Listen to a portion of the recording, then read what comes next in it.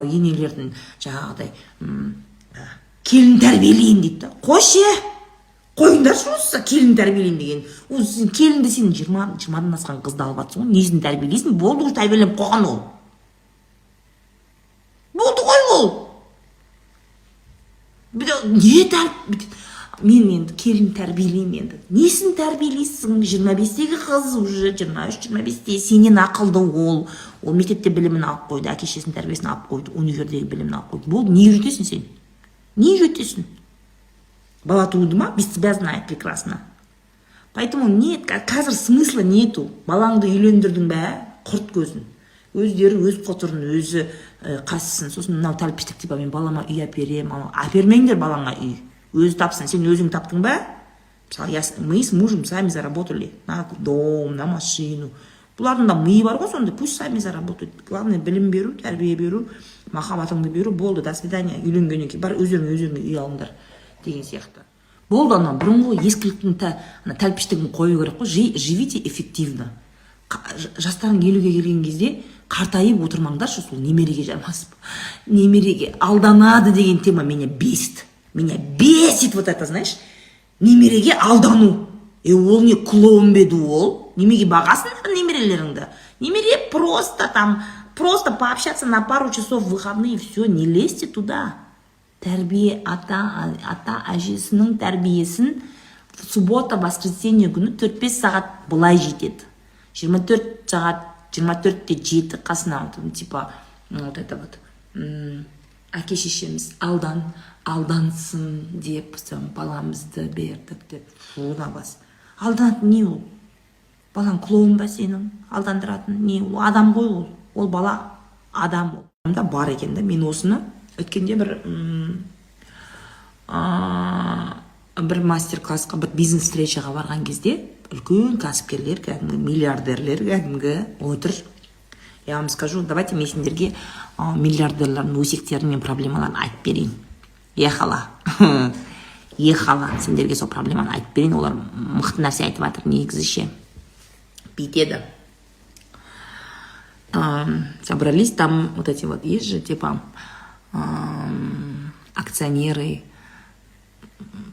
крупных бизнесов в нашей стране. Енді олардың бәрі примерно, менен бір 10 жас үлкендер ғой, бизнеске сәл ерте келгендер да. Естественно, олардың жағдайы жақсы болғаннан кейін олар әке-шешелерінің жағдайын жасап тастаған. Әке-шешелері примерно 70-80-де. Енді үлдемен бүлдеге орап тастаған әке-шешесін, здоровенький, қақаңдап жүр, самолетпен тудан-сюдан, там-та-та-та. И оларда основная проблема в чем? Они говорят, это вон вот такие вот высокие рангтағы бизнесмендер айтады. Проблема в том, что бізде қоғамда дейді. Мысалы, есть образовательные центры для детей, для дошкольников, мектепке дейінгі адамдарға, балаларға білім беру орталықтары бар. Білім беру, оларды дамыту, музыка үйретеді, шахмат үйретеді, басқа осындай нәрселер көп дейді. Бірақ пенсияға шыққаннан кейінгі үлкен кісілерге арналған места досуга, уақыт өткізу, жаңа білім алу, жаңа нәрсе үйрену орталықтары бізде жоқ дейді мемлекетте. Ана кісілер айтып жатыр, жоғарыдағы айтып жатыр кісілер ше.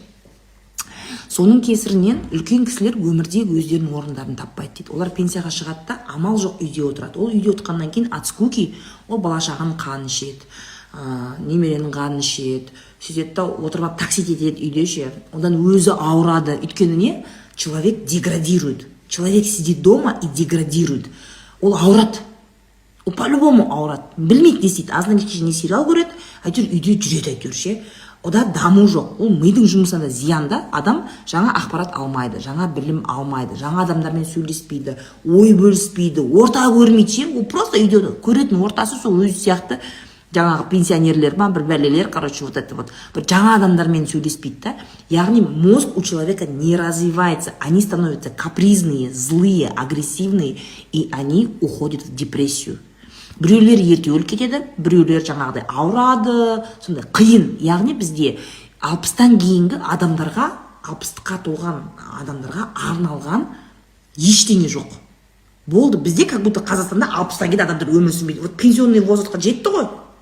Пенсионный возрастқа жеткеннен кейін ары қарай как будто все сдохли, как будто все. Оларға арналған бірде бір жаңағыдай ойын-сауық орындары, білім беру орталықтары, оларды бір-бірімен таныстыратын жерлер, өздерінің жиналатын жерлер, онда ештеңе жоқ. Представляете? Ол факт. Бізде мемлекетте осы нәрсе жоқ. Сондықтан да бізге біріншіден бұл культураны енгізу керек. Бар болса да өте аз. Перманова мен көрдім, ашыпты, короче, нормально государственный бір-екі точкалар ашқан Астанада, Алматыда. Во-первых, это мало. Сосын қазір жаңағы мен ана кісілермен сөйлесіп келдім ғой, олар енді андай премиальный ашып жатыр. Сол өздерін жаңағы андай банктың бастығының мамалары баратын, папалары баратын, андай заводтың бастығының папалары баратын, сондай лакшери, короче, супер лухари, сондай орталықтар ашылып жатыр. Они там отдыхают, там в Риксосе, короче, олар мынандай нәрселер үйренеді, какой-то премиальный спорт, бір нәрсе деген сияқты. Вот есть для супер богатых. Они там себе организовали мәз. Мен бар көріп келдім. Короче, бүйтеміз. Жаңағы оқу орталықтарын ашам дейтіндер. Бізге осы жаңа нені культураны енгізу керек. Жаңа культураны енгізу керек. Яғни біздің ата-аналарымыз пенсия жасынан кейін они должны где-то встречаться, тусоваться, общаться, знакомиться и заново выходить замуж или жениться, если они стали вдовами или развелись. Понимаешь? Оларды бір жерін бір-бірлерімен табыстыратын сондай нелер ашу керек.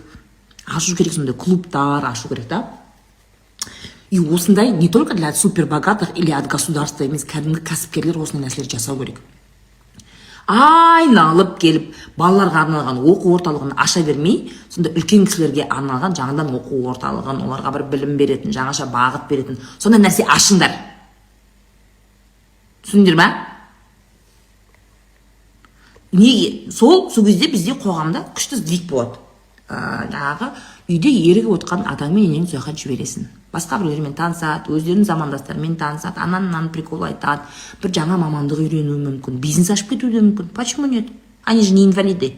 Бизнес ашып кетуі мүмкін, жаңа сондай қызығушылықтары болуы мүмкін. Жалғыз басты енелеріңді жіберіңдер, сондай нелерге жіберсеңдер, бар жігіт тауып келеді, бар. Үйлендір жібересіңдер. А чё? У них же что, в 60 лет жизнь только начинается, вы чё?